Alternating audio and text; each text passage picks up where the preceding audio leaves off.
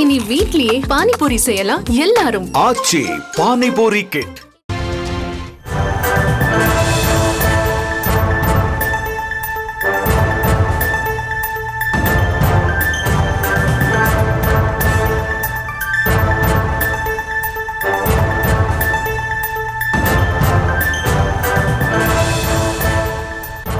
அண்மை செய்தியை தற்போது பார்த்து வருகிறோம். பொன்முடிக்கு எதிராக பொதுநல மனு தாக்கல் செய்யப்பட்டிருக்கிறது. அது குறித்த ஒரு அண்மை செய்தியை தற்போது பார்த்து வருகிறோம்.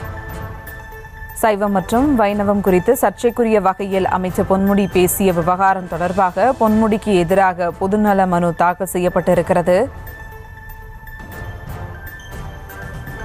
கூடுதல் விவரங்களோடு இணைகிறார் செய்தியாளர் மதியழகன். வணக்கம் மதியழகன், விவரங்கள்.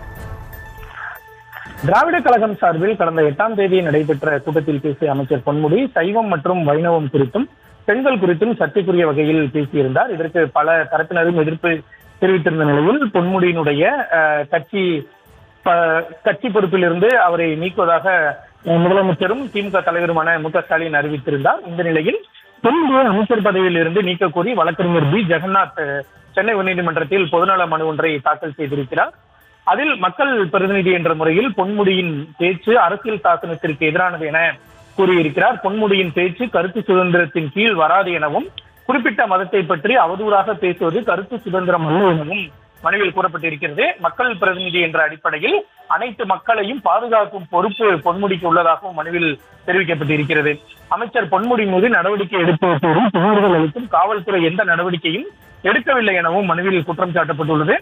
பதவி பிரமாணத்தை மீறி செயல்பட்ட அமைச்சர் பொன்முடியை பதவி நீக்கம் செய்ய வேண்டும் எனவும் மனுவில் கோரிக்கை விடுக்கப்பட்டிருக்கிறது. இந்த மனுவானது சென்னை உயர்நீதிமன்ற தலைமை நீதிபதி அமர்வில் விரைவில் விசாரணைக்கு வரும் என்று எதிர்பார்க்கப்படுகிறது.